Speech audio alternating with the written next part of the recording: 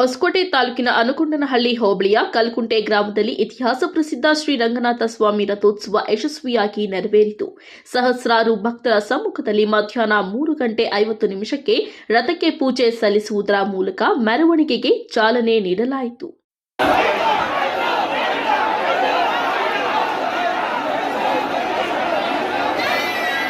ಇನ್ನು ಇದೇ ಸಂದರ್ಭದಲ್ಲಿ ಗ್ರಾಮ ಪಂಚಾಯಿತಿ ಮಾಜಿ ಉಪಾಧ್ಯಕ್ಷ ಕಲ್ಕುಂಟೆ ಎಸ್ ರಾಮು ಮಾತನಾಡಿ, ಇತಿಹಾಸ ಪ್ರಸಿದ್ಧವಾಗಿರುವ ಈ ರಂಗನಾಥ ಸ್ವಾಮಿ ಸುಮಾರು 60 ವರ್ಷಗಳಿಂದ ರಥೋತ್ಸವ ಕಾರ್ಯಕ್ರಮವನ್ನು ವಿಜೃಂಭಣೆಯಿಂದ ಸಡಗರ ಸಂಭ್ರಮದಿಂದ ಆಚರಣೆ ಮಾಡಿಕೊಂಡು ಬರುತ್ತಿದ್ದೇವೆ. ಆದರೆ ಈ ಬಾರಿ ಮಳೆ ಬೆಳೆ ಇಲ್ಲದೆ ರೈತರು ಸಂಕಷ್ಟಕ್ಕೆ ಸಿಲುಕಿದ್ದಾರೆ.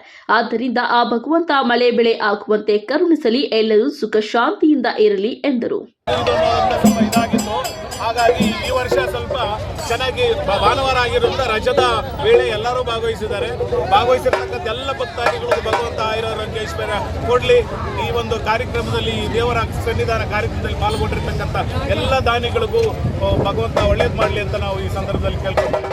ಬಳಿಕ ಸ್ಥಳೀಯರಾದ ಮಂಜುನಾಥ್ ರೆಡ್ಡಿ ಮಾತನಾಡಿ, ಈ ಗ್ರಾಮದ ಜಾತ್ರೆ ಬಹಳ ವಿಶೇಷವಾಗಿದ್ದು 100 ವರ್ಷಗಳಿಂದ ಆಚರಣೆ ಮಾಡಿಕೊಂಡು ಬರುತ್ತಿದ್ದು, ಮುಂದಿನ ಪೀಳಿಗೆ ಇದಕ್ಕಿಂತಲೂ ಹೆಚ್ಚಾಗಿ ಆಚರಣೆ ಮಾಡಿಕೊಂಡು ಹೋಗಬೇಕು ಎಂದರು. ಗ್ರಾಮದಲ್ಲಿ ಕಲ್ಕುಂಟೆ ರಂಗನಾಥ ಸ್ವಾಮಿಯ ಜಾತ್ರೆ ಆಗತ್ತೆ. 100 ಇದನ್ನ ಹೀಗೆ ನಡ್ಸ್ಕೊಂಡು ಬರ್ತಾ ಇದ್ದಾರೆ ಹಿರಿಯರು.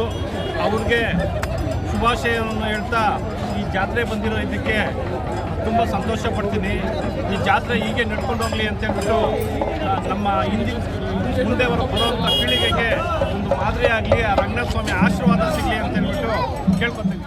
ಈ ಸಂದರ್ಭದಲ್ಲಿ ಮಾಜಿ ಗ್ರಾಮ ಪಂಚಾಯಿತಿ ಅಧ್ಯಕ್ಷೆ ಪುಷ್ಪಾ ವೆಂಕಟೇಶ್, ಮುಖಂಡರಾದ ಕೆಎನ್ ಶ್ರೀನಿವಾಸ್, ಕೆ ನಾಗರಾಜ್, ಮುತುಕದಲ್ಲಿ ಮುನಿರಾಜ್, ಕೆಆರ್ ಮುನಿಯಪ್ಪ, ಮಂಜುನಾಥ್ ಸೇರಿದಂತೆ ಹಲವಾರು ಗಣ್ಯರು ಹಾಜರಿದ್ದರು.